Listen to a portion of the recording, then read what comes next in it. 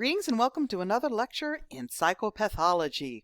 We continue with the neurodevelopmental disorders in this recording, starting with what are known as the elimination disorders. Perhaps not overly surprisingly, given the name, these are disorders that involve problems with toilet training. I almost said housebreaking. Sorry, I normally work with non-human animals, but with toilet training. And so with toilet training, of course, there are two elimination areas there, both of which a child can have problems with, and which therefore are separate and have their own name. The first is enuresis, which is an involuntary discharge of urine. Now, this is not necessarily part of toilet training. In toilet training, most of the time when children reach a certain age, they can decide whether or not to urinate. It's not something that is automatic.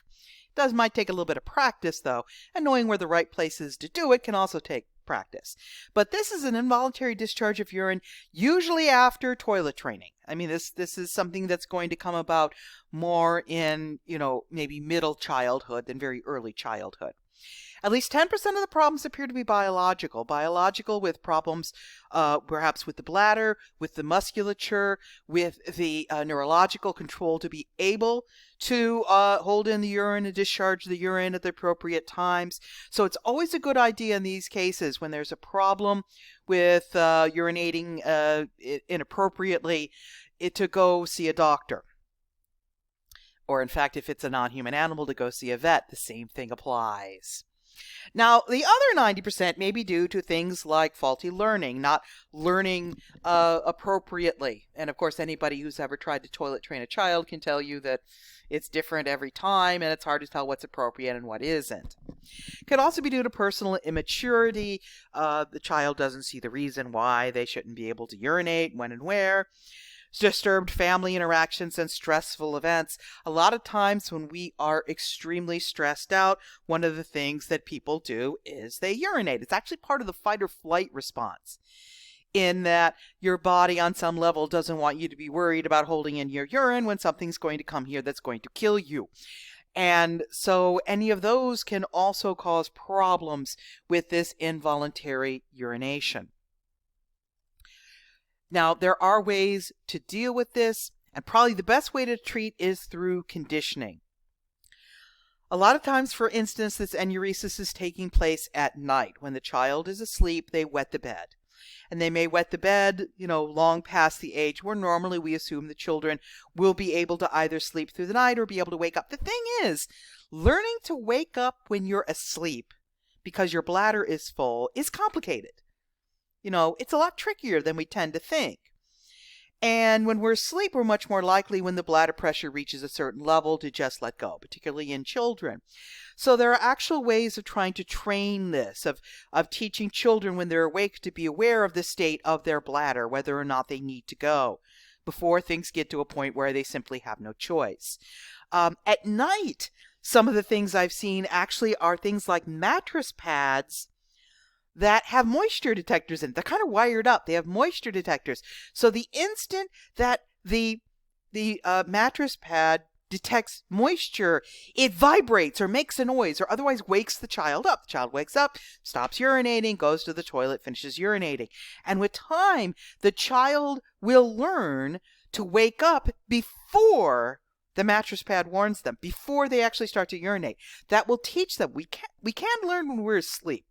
It's generally things that aren't very complicated, and learning to wake up when your bladder is full is not very complicated. And so eventually the child learns, in a form of avoidance, learning to wake up before they start to urinate, before they get that nasty noise or vibration or whatever, and therefore that problem can be solved. So conditioning is probably the best way to treat it, as long assuming that there isn't a biological problem going on here. There are also some types of medication, but that's just a last resort. You don't want to be treating something biologically if you don't have to. You don't want to be treating something biologically when it can be treated through conditioning, because for one thing, conditioning is permanent.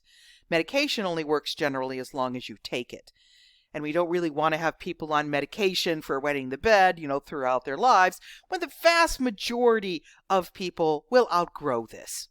Vast majority of people will outgrow that need.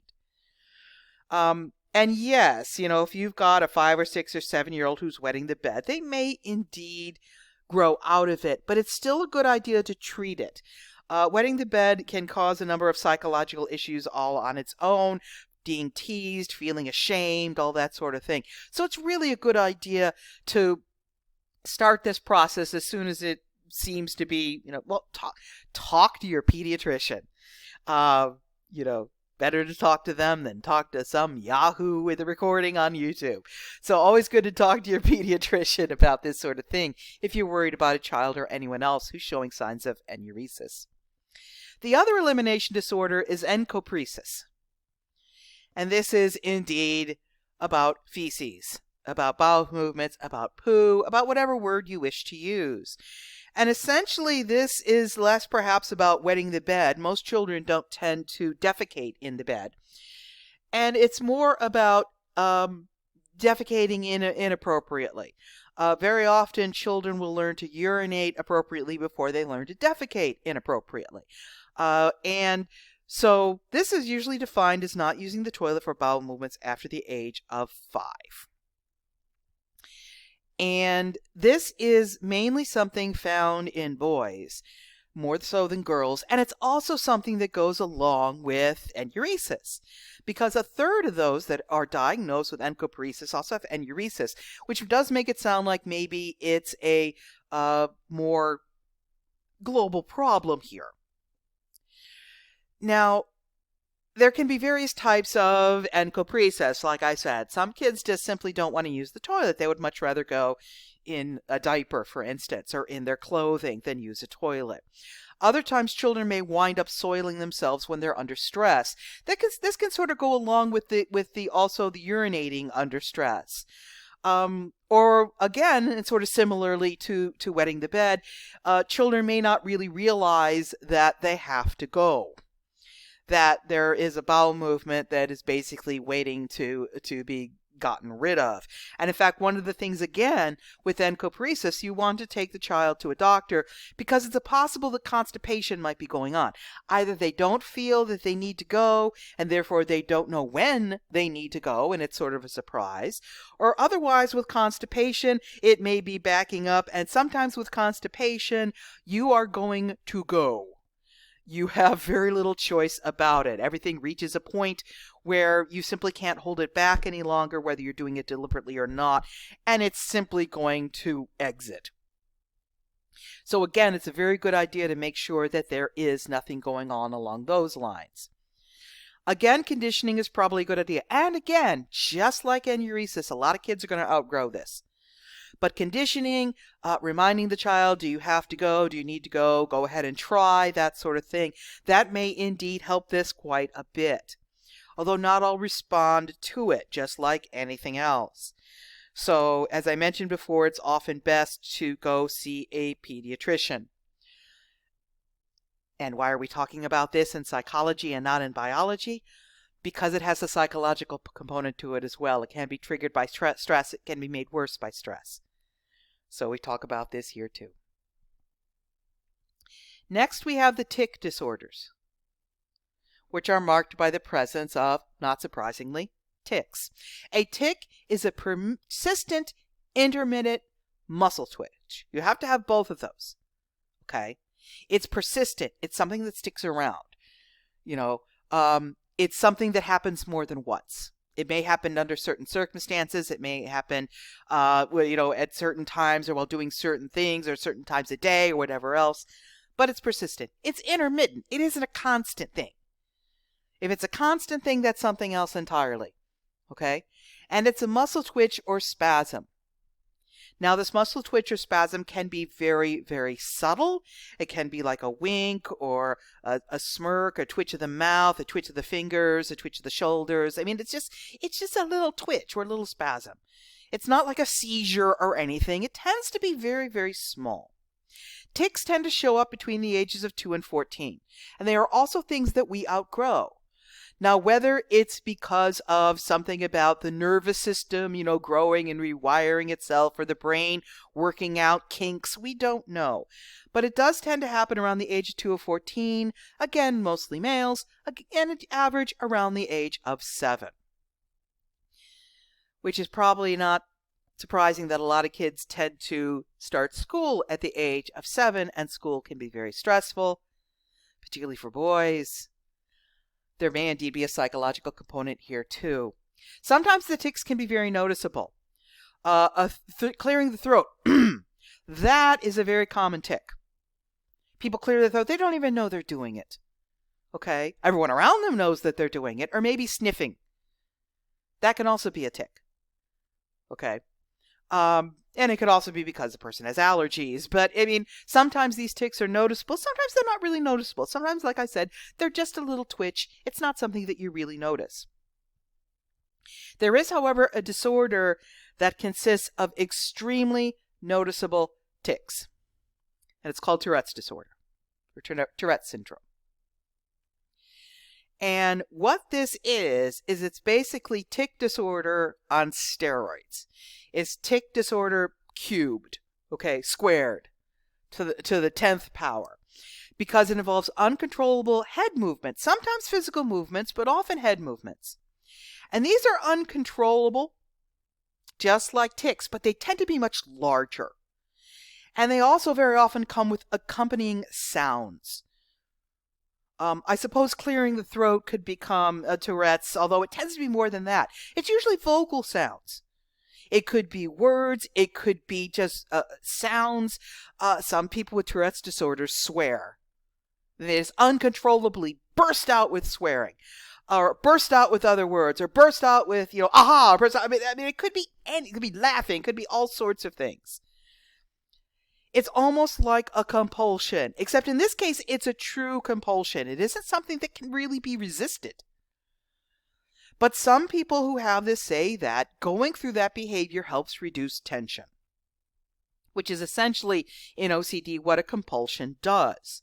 Except in this case, they tend to be bigger, and they tend to be, like I said, more uncontrollable.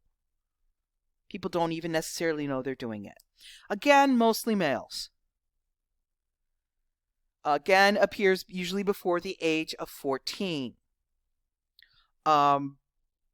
This doesn't mean you can't have females and such. Just remember, this is just on average. This does seem to be biological.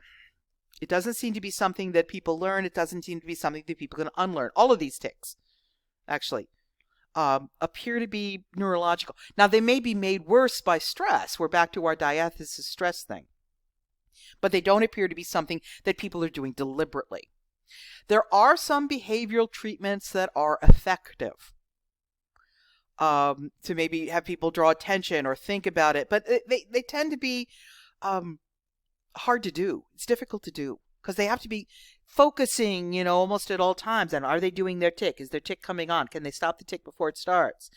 Other drugs that are used are the neuroleptics, which are also used to treat schizophrenia. Interestingly enough, they tend to help with this. So maybe dopamine is involved. We don't know. But maybe reducing dopamine would reduce the movement. It makes sense. But a lot of people with Tourette's disorder find that when they are taking the neuroleptics, like people with schizophrenia, and we'll talk more about drugs in the next chapter, they find that it almost has a numbing effect. That it's almost like a tranquilizer in some ways. And in fact, some neuroleptics are indeed tranquilizers. They basically reduce behavior, which reduces the tics in this case. And sometimes the cure can be worse than the disorder. I've read of people, for instance, that take their neuroleptics when they have to go to work or go to school and they can't indulge in their tics. Indulge is a bad word, but work with me. But on the weekends, they don't take it, because they feel so much better when they're not on it. And on the weekend, it doesn't matter if they're ticking. So again, it's an individual thing, and it's an individual's choice about what it is that they do. But tics, I don't have a number for them, but they, I suspect, are not uncommon. And most are grown out of.